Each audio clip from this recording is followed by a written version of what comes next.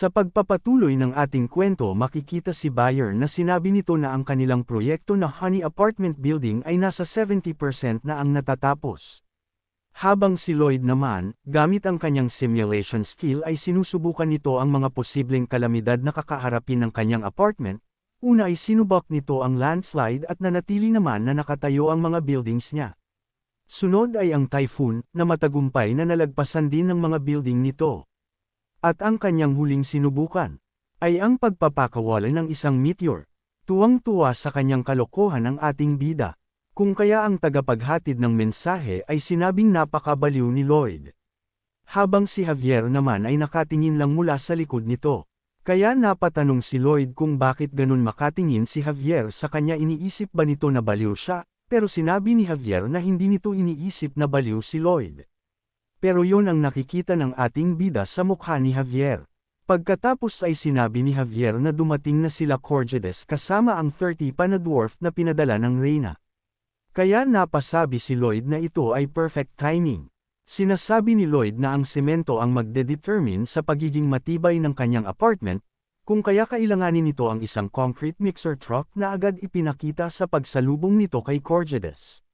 Napasabi na lang tuloy si Corgedes na napakawalang modo ni Lloyd dahil sa ganung pagsalubong niya dito sa halip na bigyan muna ng makakain ang mga ito dahil sa layo pa ng kanilang pananggalingan, pero sinabi ni Lloyd na pinag-iisipan niya kung paano i-welcome ang mga ito. At sinabi niya na pinag-isipan niya ito ng maigi, kaya naman sa conclusion ng kanyang pag-iisip ay ang best na naisip niya ay ang pag-welcome gamit ang blueprint na hindi pa nakikita ni Corgedes. Kaya sinabi ni Corgedes na maganda ang naisip ni Lloyd pero hindi na niya kailangan pangumiti na parang nakakaloko. Sabay mabilis na kinuha ang blueprint mula kay Lloyd. Matapos nun ay nagsimula na ulit sila sa kanilang construction project. Mabilis si Lloyd at Javier na naghukay ng lupa gamit ang kanilang mga mana blast, habang si Pudong naman ang nagsilbing operator sa kanilang ginawang concrete mixing truck, ang mga boy muscles na over naman ang taga-baluktot ng mga bakal. Pagkatapos ay tinuturuan ni Lloyd si Bayern kung paano ang tamang pagbubuhos ng kanilang halong semento sa kanilang mga molde. Pagkatapos, gamit ang giant na si Bibeong ay siya naman ang magsisilbing crane na maghahatid ng mga materyales habang tumataas ang building na kanilang ginagawa, nakasama si Bangul na encouragement para kay Bibeong. Kaya masayang-masaya si Bibeong sa ginagawa. Pagkatapos ay ipinakiusap ni Lloyd ang pagpapatuloy ng kanilang ginagawa kay Bayern, para simulan naman ito ang isa pang problema para sa kanyang apartment. Ang insulation ng kanilang heating facilities. Ang Honey Apartment heating system na kanyang gagawin ay pinapatakbo gamit ang steam kiln at ng uling. Kung saan ito ay nagpapainit ng tubig at ide-discharge na dadaloy sa mga bakal na tubo. At pagkatapos nito dumaan sa mga tubo, ay mapupunta naman ito sa lugar kung saan may mga nakakonect na radiators para magpainit sa mga kwarto. Pero ang problema ay kapag habang tumataas ng palapag ang pupuntahan ng mainit na tubig ay dahan-dahan naman na lumalamig ang temperatura nito. Kung saan kapag umabot na ito sa ika-8 palapag ay wala na itong init. Sinasabi ng ating bida na sumubok na ito ng iba't ibang insulating materials na available pero lahat ng iyon ay palyado. Kaya gumugol ito ng ilang gabi sa pagre-race itch. Hanggang sa may maalala itong isang chapter sa libro kung saan si Javier ay kumalaban ng isang dragon. Sa pagkakataong iyon ay hindi pa ganap na sword master si Javier, at mas mahina pa ito para lumaban sa isang dragon. At direktang tinamaan ng Blast of the Dragon Breath si Javier pero walang pakialam si Javier dito dahil ang suot nitong armor ay gawa sa pinatigas na dagta na galing sa puno ng Elencia. Ang pinakamaganda na insulating material sa mundong ito. Kaya si Javier at ang ating bida ay nagpunta sa lugar kung saan matatagpuan ang puno ng Elencia. Dito ay sinabi ni Javier na 2 araw na silang naglalakbay. Kaya napatanong ito kung gaano pa ba kalayo ang dapat nilang puntahan para lang makakuha ng insulating material. Sinabi ni Lloyd na pupunta sila sa Everglow Forest kung saan naninirahan ang mga elves para kumuha ng dagta na mula sa puno ng Elencia. Kaya biglang nag-back out si Javier. Saan ka pupunta? Tanong ni Lloyd. Sinabi ni Javier kung hindi ba alam ni Lloyd na galit ang mga elves sa mga tao. At sinabi rin nito na imposible makipagnegosasyon sa mga ganitong lahi, pero sinabi lang ni Lloyd na sige bumalik ka mag-isa at tinawag niya ito na escort night. Kaya wala nang nagawa si Javier kundi ang sumunod sa kanyang Master Lloyd. Habang naglalakad ay sinabi ni Javier na ang lahi ng mga elves ay 500 years nang walang nag-a-approach sa mga ito. Kaya paano mo ito hihikayatin? Tanong ni Javier. Anong hihikayatin? Tanong ni Lloyd. At sinabi nito kay Javier na tila iba ang iniisip nito. At sinabi ni Lloyd na hindi nito ginagawa ang manghikayat ng iba. At sinabi na may malademonyong mukha na ang plano nito ay magnakaw sa mga elves. Dahil dito ay nasabi ni Javier sa sarili na gusto niyang bugbugin si Lloyd hanggang sa mamatay ito. Habang sa sila ay patuloy sa paglalakad, ay pinaalalahanan ni Lloyd si Javier na ilang step na lang ay mararating na nila ang Everglow Forest kaya kailangan nilang maging mas matahimik sa paglalakad. Nang biglang nabahing si Javier. Anong ginagawa mo? Tanong ni Lloyd. Tanga ka ba? Hindi mo alam kung paano bumahing. Sabi ni Javier. Pero sinabi ni Lloyd na syempre alam ko kung paano bumahing pero bakit umaasta ka na cool sa pagbahing. Na sinagot naman ni Javier na lahat ng ginagawa nito ay nagmumukhang cool dahil sa siya ay may gwapong pagmumukha. Na hindi maiintindihan ni Lloyd sabi ni Javier na may halong panlalait sa ating bida. Kaya naman nasabi na lang ni Lloyd sa sarili na sinasadya talagang mang-asar ni Javier. Kaya asar na asar nitong sinabi kay Javier na ikaw ay isang swordmaster bakit di mo man lang magawang pigilan ang pagbahing mo. Na sinagot naman ni Javier na imposible na makontrol ang isang physiological phenomena. Sinabi ni Lloyd na kahit ba pagtae mo di mo kayang pigilan.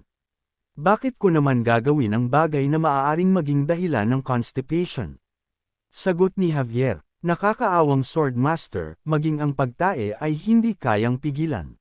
Sabi ni Lloyd, pero tinuwanan lang ito ni Javier. At sinabi na di ito makapaniwala na iibahin ni Lloyd ang topic papunta sa tae dahil sa wala itong masabi na maganda sa kanyang itsura sabi ni Javier.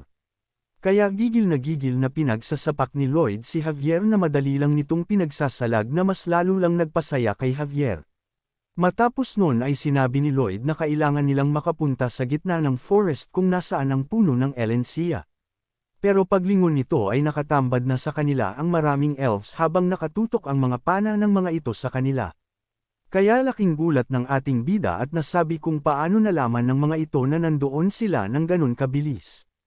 Sinabi naman ng leader ng mga elves na sinong hindi makakapansin sa ating mga bida matapos ng ginawang ingay ng mga ito. Kaya nasabi ni Javier na hindi ito maganda. Pero sinabi naman ni Lloyd na hindi.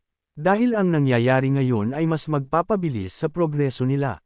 Pero matapos nun ay nagsimula na sa pag-atake ang mga elves. Na madali lang nasalag ni Javier gamit ang kanyang aura sword.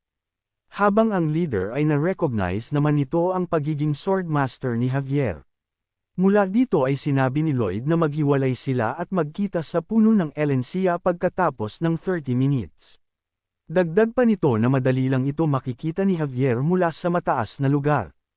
Tinanong ni Javier si Lloyd kung magiging ayos lang ba ito na siya lang mag-isa. Na sinagot naman ng ating bida na ayos lang ito basta makuha ni Javier ang atensyon ng mga ito. Sinabi ng leader ng mga elves na ang pangit na lalaki ay isa lamang alalay. Kaya ipinag-utos nito na habulin ang gwapong lalaki na ang tinutukoy ay si Javier. Kaya naman tumatakbo na may luha sa mata ang ating bida. Habang si Javier naman ang hinahabol ng mga elves. Nagpatuloy ang mga elves sa paghabol kay Javier mula sa taas ng mga puno. Habang tumatakbo ay sinasabi ni Javier na wala itong gaanong impormasyon patungkol sa mga elves, pero mukhang tama naman daw ang sinabi sa kanya ni Lloyd. Kung saan naalala nito na sinabi sa kanya ni Lloyd na mahal ng mga elves ang mga halaman kung kaya gumagamit ang mga ito ng special footwork.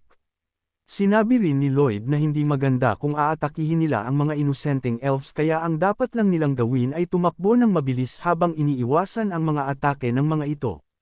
Kaya iyon nga ang ginagawa ni Javier. Ang tumakbo at magtago sa mga puno at iwasan ang lahat na gagawing atake ng mga elves sa kanya. Pero sinasabi ni Javier na mahirap pa rin iwasan ang mga atake ng elves sa kanya kahit na ito ay nanggagaling lang sa dalawang direksyon.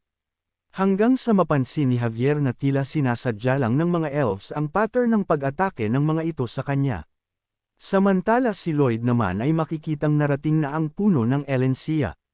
Kaya mabilis nito na ginamit ang kanyang upgraded Energizer, kung saan hindi ito makakaranas ng pagkapagod sa loob ng 20 minutes. At mabilis itong naghukay papunta sa ilalim ng puno ng Elencia. Samantala nagtataka naman si Javier kung bakit tila hindi niya nakikita ang leader ng mga elves na kanina ay nangunguna sa paghabol sa kanya. Kaya naisip nito na baka ito ang humahabol kay Lloyd. Pagkatapos ay tila na corner na si Javier. Dahil wala ng halaman na maaaring niyang pagtaguan para makaiwas sa atake ng mga elves. Sabay-sabay na umatake ang mga elves kay Javier pero sadyang napakalakas ni Javier kaya madali niya lang itong nasalag gamit ang kanyang aura sword. Kaya tila nagpanik ang ibang elves at nasabi na lang ng mga ito na sobrang lakas ni Javier at kaya niya patayin ng mga ito kung gugustuhin lamang ni Javier. Pero sinabi ng isang elves na huminahon lamang sila, bagamat isang sword master si Javier ay mayroon naman silang malika. Na kung saan lumabas ang isang mala-Amazona at may bato-batong pangangatawan na elves na tinatawag din nilang Dragon Hunter. Na agad nagpakawala ng isang malakas na atake kay Javier. Makikita na sa sobrang lakas ay halos gumuhit sa lupa ang bakas na dinaanan ng palaso ni Malika diretso kay Javier. Bagamat nasalag ito ni Javier ay kinailangan niya pa rin na gumamit ng lakas para mapigilan ang atakeng iyon. Kaya namangha si Javier dahil nagawa ng atakeng iyon na mapantayan ang lakas ng aura sword ni Javier bagamat isang palaso at natural na lakas lang ang ginamit ni Malika. Gayunpaman ay iniisip pa rin ni Javier ang mga sinabi sa kanya ni Lloyd na kung saan kahit isa lang ang masaktan nila sa mga elves na ito, ay magtitipon-tipon ang lahat ng elves sa mundo para maghiganti ang mga ito. Na kung saan ito ay may mas mataas na killing ability kumpara sa mga ogre. Habang ang mga elves naman ay naghahanda para sa sunod na atake.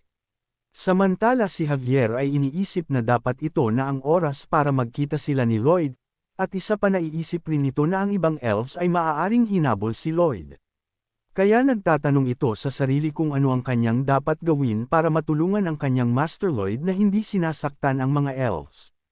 Nang muling nagpakawala ng isa pang atake ang mga elves na patuloy lamang na iniiwasan ni Javier. Samantala si Lloyd naman ay abala sa pagkuha ng mga ugat ng puno ng Elencia. Nang may marinig ito at sinabi na ikaw pangit na demonyong nilalang.